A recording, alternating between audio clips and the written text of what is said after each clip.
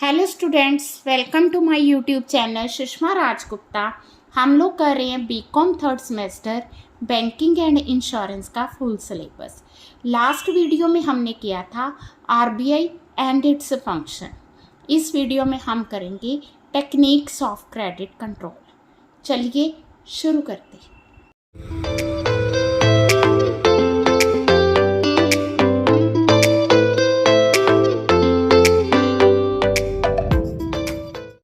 हाँ जी, सबसे पहले सेंट्रल बैंक होता क्या है। सेंट्रल बैंक जैसा कि इसके नाम से ही पता चलता है, ये अपेक्स इंस्टीट्यूशन है। ये एक सिंगल बैंक है जो पूरी इकॉनमी को कंट्रोल करता है। ठीक है, सेंट्रल बैंक को central wheel of entire banking system भी कहा जाता है। तो सेंट्रल बैंक के मेन फंक्शन जो हमने ऑलरेडी लास्ट वीडियो में किए हैं कि ये करेंसी इशू करता है, ये क्रिएशन ऑफ क्रेडिट को रेगुलेट करता है, क्रिएट करता है। इसके अलावा ये बैंकों का बैंक है और गवर्नमेंट का भी बैंक है। Even it is known as lender of the last resorts. ठीक है, तो सेंट्रल बैंक वो बैंक है जिसके पास गवर्नमेंट की रिजर्व्स होते हैं और ये आउटसाइड इंडिया एजेंट का काम करता है। ठीक है, तो गवर्नमेंट के जितने भी इंटरनल एक्सटर्नल लोन्स हैं, सिक्योरिटीज़ हैं, उनको डील करता है। ठीक है जी, तो main features of central bank क्या है। सेंट्रल बैंक एक अपेक्स इंस्टीट्यूशन है। इसका मॉनेटरी और बैंकिंग सिस्टम में सेंट्रल प्लेस है। ठीक है, इसके एक अपेक्स बैंक है जिसके थ्रू इकोनॉमिक पॉलिसीज़ को इम्प्लीमेंट किया जाता है। सेंट्रल बैंक का मेन मकसद प्रॉफिट कमाना नहीं होता, ये पूरी इकॉनमी को इन्फ्लुएंस करता है, कंट्रोल करता है। ये क्रेडिट को एक्सपेंड भी कर सकता है और कॉन्ट्रैक्ट भी कर सकता है। ठीक है, central bank national financial institution है जो कि मॉनेटरी सिस्टम को कंट्रोल करता है। इसके लिए ये bank rate, open market operation, CRR में चेंजेस, एसएलआर में चेंजेस करता है।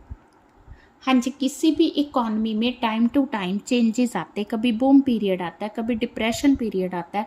तो जो क्रेडिट है, कई बार क्या होता है कि बूम पीरियड में क्रेडिट को कंट्रोल करने की ज़रूरत पड़ती है और डिप्रेशन पीरियड में क्रेडिट क्रिएट करने की ज़रूरत पड़ती है। तो जो हमारा सेंट्रल बैंक है ये सारे काम करता है, क्रेडिट को मैनेज करता है। ठीक है, तो मेन हम बात कर रहे हैं क्रेडिट कंट्रोल की। तो क्यों ज़रूरत पड़ती है क्रेडिट कंट्रोल करने की।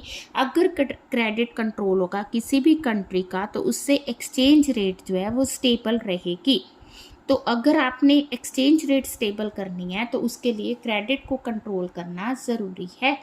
सेकेंड, अगर क्रेडिट कंट्रोल होगा तो प्राइस भी स्टेबल रहेंगे। कैसे? अगर मनी सप्लाई बहुत ज़्यादा है इकॉनमी में तो उससे लोगों की परचेजिंग पावर ज़्यादा होगी। परचेजिंग पावर ज़्यादा होने की वजह से इन्फ्लेशन होगा। इन्फ्लेशन को रोकने के लिए मनी सप्लाई को कंट्रोल करना ज़रूरी है। तो कहने का मतलब ये है कि क्रेडिट कंट्रोल प्राइस स्टेबिलिटी के लिए बहुत ज़रूरी है। इकोनॉमिक स्टेबिलिटी एंड ग्रोथ के लिए भी क्रेडिट को कंट्रोल करना ज़रूरी है। ठीक है, सेंट्रल बैंक क्रेडिट कंट्रोल करके ही इकोनॉमिक ग्रोथ में मदद करता है। इसके अलावा क्रेडिट कंट्रोल करने से एम्प्लॉयमेंट बढ़ती है। ठीक है, देन ट्रेड साइकिल्स को हम कंट्रोल कर सकते हैं। अभी मैंने बूम और डिप्रेशन पीरियड की बात की है। अगर डिप्रेशन पीरियड चल रहा है तो उस टाइम पे क्या करेगा, जो सेंट्रल बैंक है वो क्रेडिट क्रिएट करेगा, मनी सप्लाई को इंक्रीज करेगा, लोगों की परचेजिंग पावर बढ़ेगी। उससे क्या होगा, डिप्रेशन पीरियड ख़त्म हो जाएगा। तो जो ट्रेड साइकिल्स आते ही हैं, हर एक इकॉनमी में साइकिल्स आते हैं, कभी बूम पीरियड आता है, कभी डिप्रेशन पीरियड आता है। तो उसको ख़त्म करना है तो कौन करता है? ख़त्म नहीं करता, चलो कंट्रोल तो करता ही है RBI. Stabilisation of the money market, इसके अलावा ये मनी मार्केट को स्टेबल भी करता है। क्रेडिट को कंट्रोल करने की दो टेक्निक है, एक क्वांटिटेटिव है, एक क्वालिटेटिव मेथड है। हाँ जी, क्वांटिटेटिव टेक्निक क्या है? क्वांटिटेटिव टेक्निक वो टेक्निक है किसी भी सेंट्रल बैंक की जिसमें total volume of bank credit को कंट्रोल किया जाता है। ठीक है, जहाँ कह सकते हैं कि जिसमें हम क्वांटिटी ऑफ क्रेडिट को कंट्रोल करते हैं उसे क्वांटिटेटिव टेक्निक कहते हैं। तो ये टेबल बनाया गया है क्वांटिटेटिव टेक्निक्स का। तो इसमें सबसे पहले हमारे पास आती है बैंक रेट। हाँ जी, बैंक रेट वो रेट ऑफ इंटरेस्ट है जो कि सेंट्रल बैंक कमर्शियल बैंक्स पर चार्ज करता है। ठीक है, तो ये क्रेडिट कंट्रोल करने का ट्रेडिशनल मेथड है। ठीक है, आप कमर्शियल बैंक को पैसे की ज़रूरत है, वो किसके पास जाएगा? वो सेंट्रल बैंक के पास जाएगा। तो सेंट्रल बैंक उससे जो रेट ऑफ इंटरेस्ट चार्ज करता है that is known as bank rate. अब बैंक रेट और इंटरेस्ट रेट में दोनों में डिफरेंस क्या है? दोनों में डिफरेंस ये है कि जो रेट ऑफ इंटरेस्ट है वो कमर्शियल बैंक पब्लिक पर चार्ज करते हैं, जबकि bank rate central bank commercial bank. ठीक है, अगर कमर्शियल बैंक को मनी की ज़रूरत है वो आरबीआई के पास जाता है। आरबीआई उन लोन एंड एडवांसेस पे जो इंटरेस्ट चार्ज करता है उसे हम बैंक रेट कहते हैं। ठीक है, हमें पैसे की ज़रूरत है, हम कमर्शियल बैंक के पास जाते हैं, तो कमर्शियल बैंक हम पे जो रेट ऑफ इंटरेस्ट चार्ज करता है लोन एंड एडवांसेस पे उसे इंटरेस्ट रेट कहते हैं। ठीक है, तो ये दोनों में डिफरेंस है। अब बैंक रेट पॉलिसी किस तरह से क्रेडिट कंट्रोल में हेल्प करती है? अगर हमने क्रेडिट को कंट्रोल करना है तो सेंट्रल बैंक क्या करेगा? बैंक रेट को बढ़ा देगा। ठीक है, इससे क्या होगा? कमर्शियल बैंक के लिए लोन लेना एक्सपेंसिव हो जाएगा। अब कमर्शियल बैंक आरबीआई ने बैंक रेट बढ़ा दी, इससे क्या होगा? इनका लोन कॉस्टली हो गया। अब जब कमर्शियल बैंक पब्लिक को लोन देगा तो वो इंटरेस्ट रेट इंक्रीज कर देगा, जिससे पब्लिक जो है वो कम लोन लेना शुरू कर देगी। इस तरह से क्या होगा? इस तरह से हमारा क्रेडिट कंट्रोल हो जाएगा। इसके उलट अगर सेंट्रल बैंक चाहता है क्रेडिट को एक्सपेंड करना तो वो बैंक रेट लो कर देगा, जिससे क्या होगा? कमर्शियल बैंक्स के लिए लोन चीप हो जाएगा, तो उससे वो आगे रेट ऑफ इंटरेस्ट भी कम कर देंगे। कम करने से क्या होगा? लोग ज़्यादा से ज़्यादा मनी बोरो करेंगे, तो इससे एक्सपेंशन ऑफ क्रेडिट होगी। Point clear? अब इसकी अजम्पशंस क्या? हाँ जी, अजम्पशंस क्या हैं कि बैंक रेट सक्सेसफुल होगी? इसके लिए सबसे पहले ज़रूरी है कि जो interest rate charge by commercial bank है और bank rate charge by central bank है, दोनों क्लोजली रिलेटेड है। इसका क्या मतलब है? इसका मतलब ये है कि अगर बैंक रेट में थोड़ा बहुत चेंज आता है तो उसी तरह से इंटरेस्ट रेट में भी चेंज आता है, तो ही बैंक रेट पॉलिसी इफ़ेक्टिव होगी। दूसरा, इलास्टिसिटी इन द इकोनॉमी। इसका मतलब है कि बैंक रेट में इंक्रीज और डिक्रीज होने से इन्वेस्टमेंट, आउटपुट, एम्प्लॉयमेंट, इन सब में भी इफ़ेक्ट पड़ रहा है, तो बैंक रेट पॉलिसी सक्सेसफुल होगी। साइकोलॉजी ऑफ द इन्वेस्टर्स ऐसी है कि अगर बैंक रेट बढ़ गया, इंटरेस्ट रेट बढ़ गया, तो उनके लिए मतलब वो कॉन्शियस हो जाएंगे कि नहीं, हमने अभी जो है लोन परचेज नहीं करना। और कमर्शियल बैंक के पास जो कैश रिजर्व्स है उतने ही हैं जो उनके डे टू डे एक्टिविटीज़ को पूरा करते हैं। अगर उससे ज़्यादा उनके पास रिजर्व्स है तो बैंक रेट पॉलिसी इफ़ेक्टिव नहीं होगी। इसके अलावा जो बैंक क्रेडिट की डिमांड है that depends upon the interest rate. अगर वो इंटरेस्ट रेट पे डिपेंड नहीं करती है तो बैंक रेट पॉलिसी सक्सेसफुल नहीं होगी। हाँ जी, limitations of bank rate policy. पहला है long term effect. Bank rate change होने से रेट ऑफ इंटरेस्ट में इमीडिएट चेंज नहीं आता, जिसकी वजह से बैंक रेट पॉलिसी इतनी सक्सेसफुल नहीं हो पाती। हमने ऊपर कंडीशन रखी है कि जो इकॉनमी है इलास्टिक होनी चाहिए। इलास्टिक मीन्स कि बैंक रेट में चेंजेस आने से सब चीज़ों में चेंज आना चाहिए, बट ज़्यादातर अंडर 12 कंट्रीज़ की जो इकॉनमी है उतनी इलास्टिक नहीं होती, वो रिजल्ट नहीं दे पाती। देन अनऑर्गेनाइज्ड अगर मनी मार्केट है तो उस केस में भी बैंक रेट पॉलिसी सक्सेसफुल नहीं होगी। या अगर किसी कंट्री में इंटरनेशनल फ्लो ऑफ कैपिटल है तो बैंक रेट जो है वो इफ़ेक्टिव नहीं होगी। ठीक है, अगर जो कमर्शियल बैंक्स हैं वो सेंट्रल बैंक पे डिपेंड करते हैं 100%, तो बैंक रेट पॉलिसी सक्सेसफुल होगी, अदरवाइज नहीं होगी। ठीक है, during the period of boom, जब प्रॉफिट राइज कर रहे होते हैं, अगर बैंक रेट बढ़ भी जाती है तो कोई इसको इतना परवाह नहीं करता, वो रेट ऑफ इंटरेस्ट को इग्नोर करते हैं, क्योंकि बूम पीरियड में प्रॉफिट ही इतने होते हैं कि उनको थोड़ा सा रेट ऑफ इंटरेस्ट बढ़ने से ज़्यादा इफेक्ट नहीं पड़ता। Then bank rate policy successful नहीं होती। हाँ जी, सेकेंड मेथड है ओपन मार्केट ऑपरेशन। तो क्रेडिट कंट्रोल करने का ये भी एक इम्पॉर्टेंट मेथड है। इसमें क्या होता है, इसमें जो आरबीआई है वो गवर्नमेंट की सिक्योरिटीज़ की सेल परचेज करता है। सेल परचेज करके वो क्रेडिट को कंट्रोल करता है, क्रेडिट इंक्रीज करता है और डिक्रीज करता है। कैसे करता है, देखो, जब आरबीआई ने क्रेडिट को कंट्रोल करना है तो आरबीआई क्या करेगा, हाँ जी, हमने मनी सप्लाई को कंट्रोल करना है, हमने क्रेडिट को कंट्रोल करना है। आरबीआई क्या करेगा, आरबीआई ओपन मार्केट में जो उसके पास गवर्नमेंट सिक्योरिटीज़ पड़ी हैं उनको बेचना शुरू कर देगा। अब आरबीआई ने जब सिक्योरिटीज़ की सेल की, लोगों ने उन सिक्योरिटीज़ को ख़रीद लिया।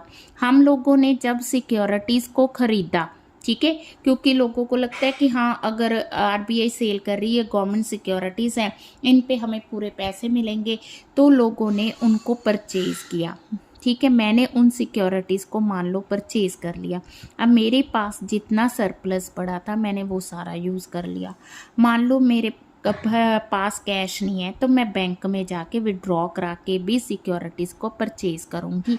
इससे क्या होगा, इससे जो कैश रिजर्व्स है लोगों के पास और प्लस जो कैश रिजर्व्स है कमर्शियल के पास, कमर्शियल बैंक्स के पास, वो आरबीआई के पास चला जाएगा। इससे क्या होगा, क्रेडिट कंट्रोल हो जाएगा।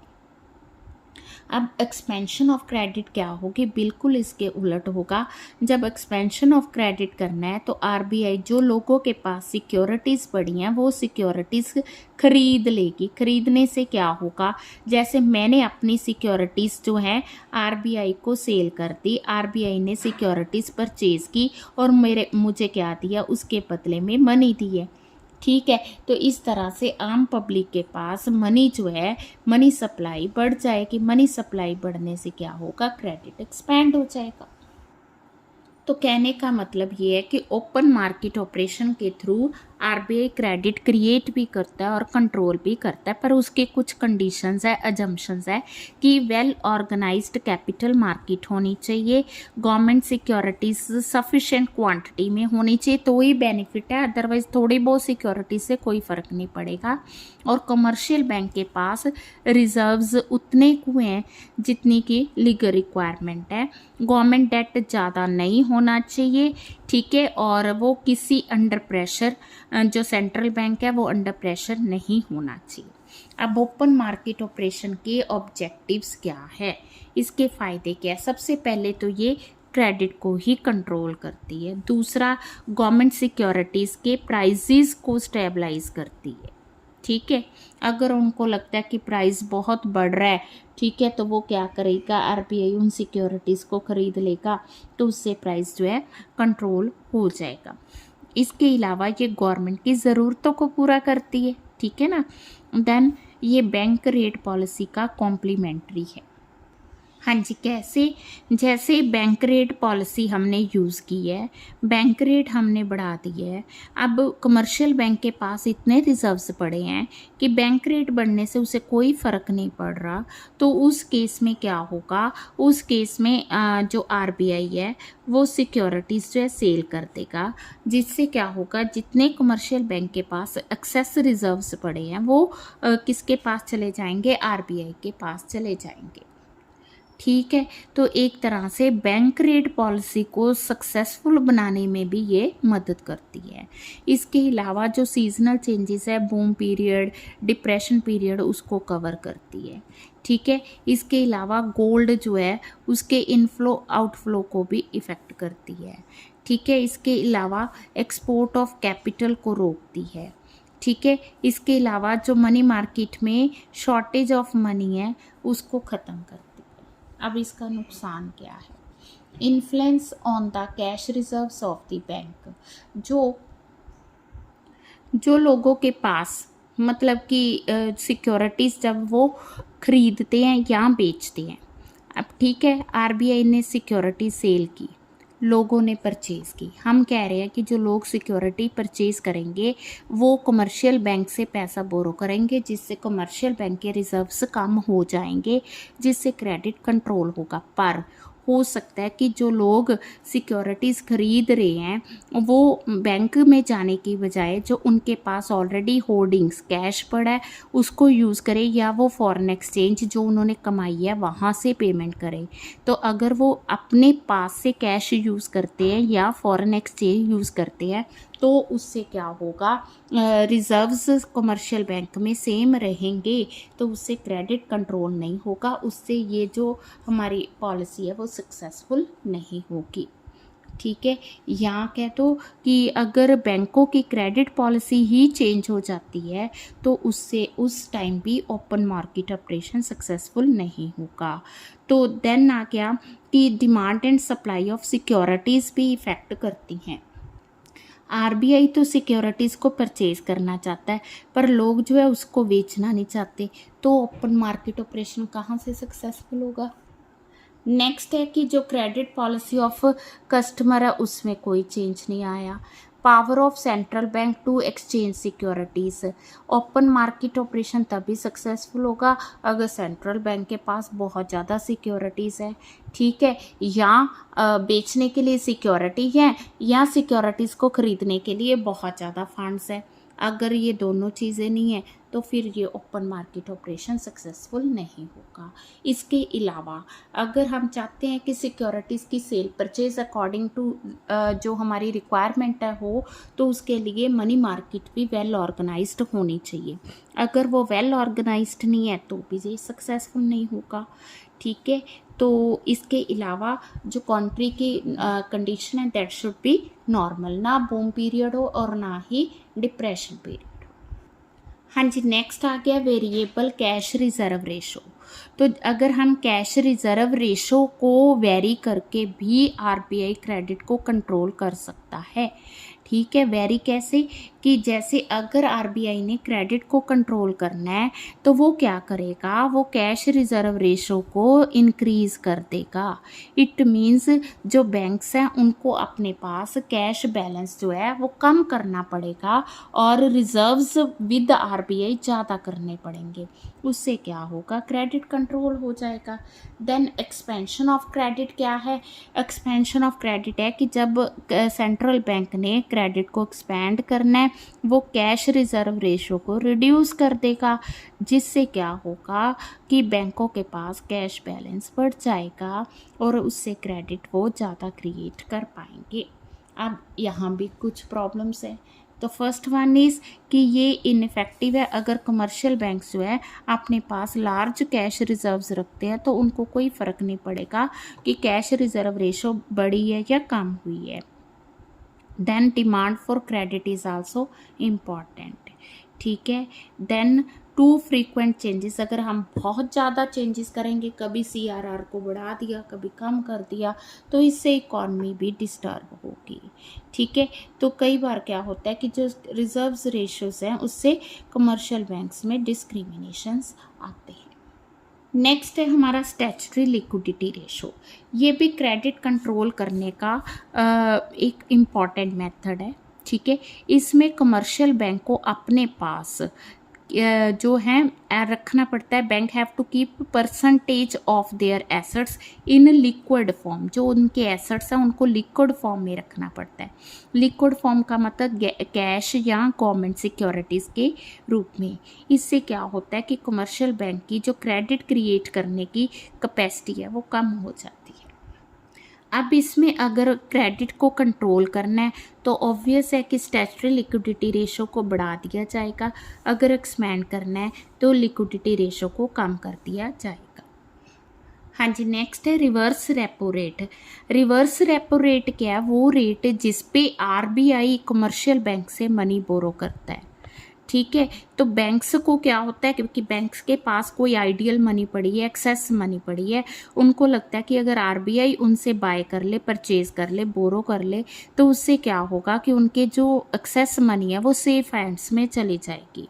तो आरबीआई ने अगर क्रेडिट को कंट्रोल करना है तो वो रिवर्स रेपो रेट को इंक्रीज कर देगा, जिससे जो कमर्शियल बैंक्स है वो अपने एक्सेस फंड्स आरबीआई के पास भेज देंगे, उनको दे देंगे, तो इससे क्रेडिट कंट्रोल हो जाएगा। हाँ जी, नेक्स्ट है हमारा रेपो रेट। रेपो रेट वो रेट ऑफ इंटरेस्ट है जिस पे आरबीआई मनी लैंड करता है। यहाँ पे आरबीआई बोरो कर रहा है, यहाँ पे वो लैंड कर रहा है, ठीक है। तो रेपो मीन्स रीपरचेज एग्रीमेंट, ठीक है जी, रीपरचेजिंग ऑप्शंस।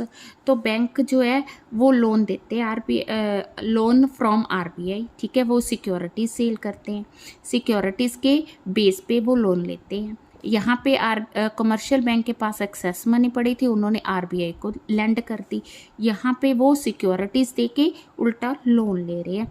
तो इस जहाँ पे भी रेट्स जो है इंक्रीज डिक्रीज करके क्या करता है, क्रेडिट कंट्रोल करता है। कौन? आरबीआई।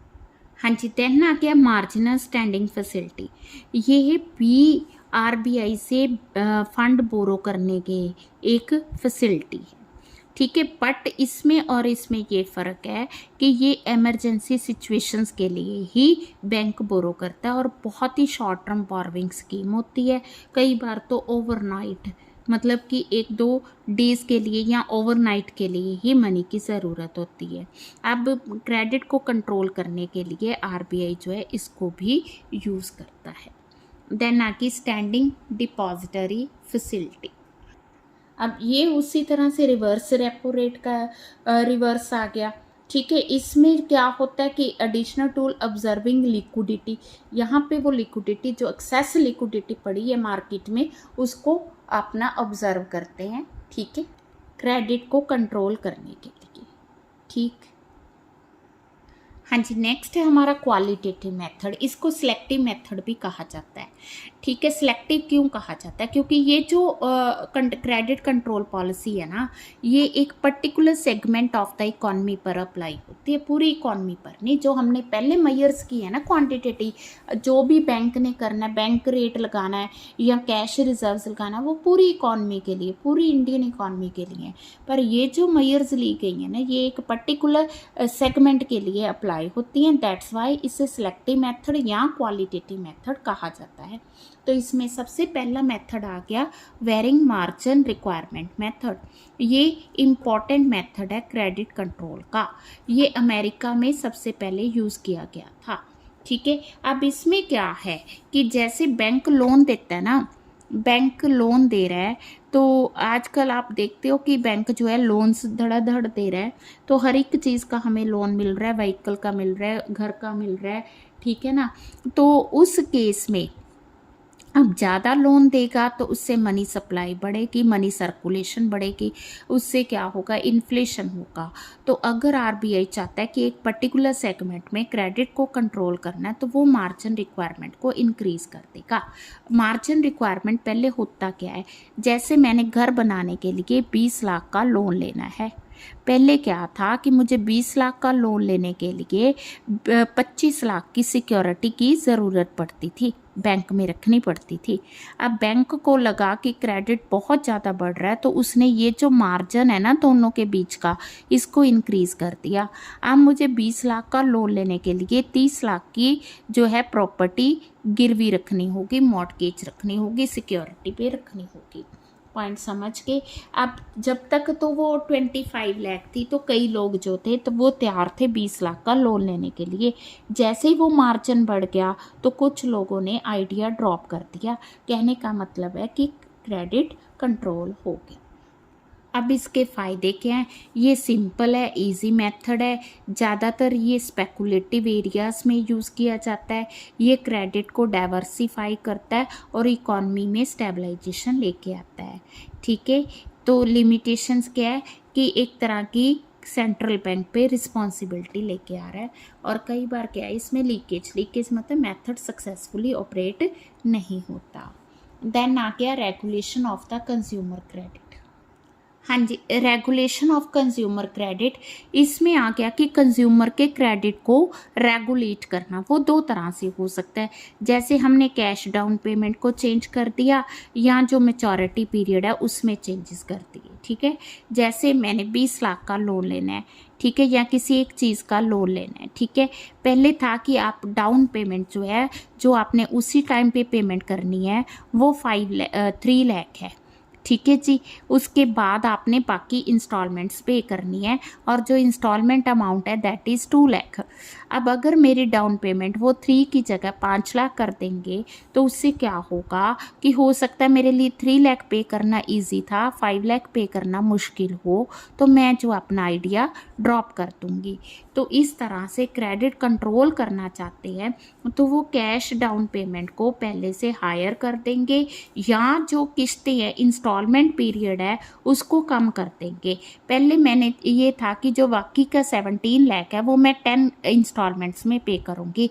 अब उन्होंने कह दिया नहीं, आपने 5 इंस्टॉलमेंट में पे करना है। अगर 10 इंस्टॉलमेंट में पे करती तो मैं 1,70,000 की इंस्टॉलमेंट पे करती। अगर मैंने 5 में पे करना है तो मुझे 3,40,000 की जो है एनुअल इंस्टॉलमेंट पे करनी होगी, तो जो मेरे लिए मुश्किल है।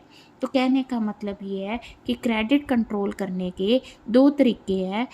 फर्स्ट वन इज़ कि डाउन पेमेंट को बढ़ा देना, second one is instalment period को कम कर देना। हाँ जी, नेक्स्ट आ गया रैशनिंग ऑफ क्रेडिट। इसमें आ गया कि क्रेडिट को रैशन करना। इसके लिए सेंट्रल बैंक क्रेडिट फैसिलिटी की एक लिमिट फिक्स कर सकता है या जो क्रेडिट है वो किसी पर्टिकुलर पर्पस के लिए दे सकता है। तो सेंट्रल बैंक क्रेडिट को किस तरह से रैशनलाइज कर सकता है, वो एक पर्टिकुलर बैंक को लोन देने से मना कर सकता है या अमाउंट को कम कर सकता है या कोटा फिक्स कर सकता है कि आपने सिर्फ इतना ही क्रेडिट देना है। ठीक है, या इंडस्ट्रीज के लिए लिमिट फिक्स कर सकता है। डायरेक्ट एक्शन, नेक्स्ट मेथड है कि क्रेडिट को कंट्रोल करने के लिए सेंट्रल बैंक कई बार डायरेक्ट एक्शन भी लेता है। डायरेक्ट एक्शन का मतलब कि वो जो है कुछ बैंक्स जो कि आरबीआई की पॉलिसीज़ को फॉलो नहीं कर रहे हैं उन पे डायरेक्ट एक्शन ले सकता है। क्या डायरेक्ट एक्शन हो सकता है कि उनकी रीडिस्काउंट फैसिलिटी को रोक सकता है। ठीक है, और उनको आगे जो लैंडिंग है उसमें अकोमोडेट नहीं करेगा या उस पर मॉनेटरी पेनल्टी भी लगा सकता है। हाँ जी, नेक्स्ट है मॉरल परसुएशन। मॉरल परसुएशन क्या है? मॉरल परसुएशन जो है ये स्टैच्यूटरी ऑब्लिगेशन नहीं है। मॉरल परसुएशन एक जनरल टर्म है जो कि इनफॉर्मल और नॉन लीगल मेथड यूज़ करती है। किसके द्वारा यूज़ किया जाता है? सेंट्रल बैंक के द्वारा यूज़ किया जाता है। तो इस टेक्निक में सेंट्रल बैंक जो है वो कमर्शियल बैंक से कोऑपरेशन मांगता है। ठीक है, और वो कमर्शियल बैंक्स को परसुएड कर रहा है। क्या परसुएड कर रहा है? कि आप एक इस तरह से बिहेव करें। कहने का मतलब ये है कि अपनी पॉलिसी इस तरह से रखे या जो हमने पॉलिसीज़ बनाई हैं उनको प्रॉपर फॉलो करें। ठीक है, नेक्स्ट आ गया पब्लिसिटी एंड प्रोपागेंडा। तो पब्लिसिटी एंड प्रोपागेंडा के थ्रू भी क्रेडिट को कंट्रोल किया जा सकता है। अब सिलेक्टिव मेथड के फ़ायदे क्या हैं? First of all it is directive, क्योंकि ये डायरेक्ट होता है इसलिए ये इफ़ेक्टिव भी ज़्यादा होता है। तो ये फ्लेक्सिबल है ना। तो जैसे जैसे इकोनॉमिक कंडीशन चेंज होती हैं तो ये भी चेंज होता है और इसका जो इफ़ेक्ट है ज़्यादा है एज़ कम्पेयर टू अदर, क्योंकि ये एक पर्टिकुलर बैंक पे सेगमेंट पे अप्लाई किया जाता है और ये ग्रोथ को भी बैलेंस करता है। ठीक है, सेक्टरल इम्बैलेंसेस को रिमूव करने की कोशिश करता है। ये एक तरह का प्रिसाइज कंट्रोल है और ये मॉनेटरी पॉलिसी को इफेक्टिव बनाने में हेल्प करता है। अब इसकी भी कुछ लिमिटेशंस हैं सिलेक्टिव की। तो फर्स्ट कि जितना भी क्रेडिट है सारे का सारा कमर्शियल बैंक के अंडर तो है ही नहीं, तो वहाँ पे ये सक्सेसफुल नहीं है। दूसरा, कंपनी फॉर्म ऑफ ऑर्गेनाइजेशन बढ़ने से ये लेस इफेक्टिव हो गया है। तीसरा, इंडिया में अनऑर्गेनाइज सेक्टर बहुत ज़्यादा है, सो इस वजह से। Then borrowers use loan for the purpose, है ना, वो कई बार उस पर्पज़ के लिए लोन यूज़ नहीं करते हैं, ठीक है। तो कमर्शियल बैंक्स जो सेंट्रल बैंक ने कहा उसके अलावा मनी लेंड कर देते हैं। तो सिलेक्टिव क्रेडिट कंट्रोल्स भी सिर्फ कमर्शियल बैंक पे अप्लाई होता है, बाकी जो अनऑर्गेनाइज्ड है वहाँ पे अप्लाई नहीं होता, ठीक है। डिफ़िकल्टीज़ क्या है, सब तरह का क्रेडिट कंट्रोल करना मुश्किल है। बैंकिंग सेक्टर जो है वो बहुत बड़ा है, उसको कंट्रोल करना मुश्किल है। अनऑर्गेनाइज्ड बैंकिंग सेक्टर भी बहुत ज़्यादा होता है डेवलपिंग कंट्रीज़ में। बैंकिंग ट्रेडिशंस चेंज नहीं हो रहे हैं और कोऑपरेशन नहीं है। इन वजह से क्रेडिट कंट्रोल पॉलिसीज़ को हम सक्सेसफुली ऑपरेट नहीं कर पा रहे, ठीक है। वीडियो अच्छी लगी, वीडियो को लाइक करें। चैनल को अभी तक नहीं सब्सक्राइब किया, ज़रूर सब्सक्राइब करें। वीडियोस को ज़्यादा से ज़्यादा शेयर करें, ठीक है। तो अगर आपको प्रैक्टिकल कोचिंग की ज़रूरत है देन आप मुझे इस नंबर पे कॉन्टैक्ट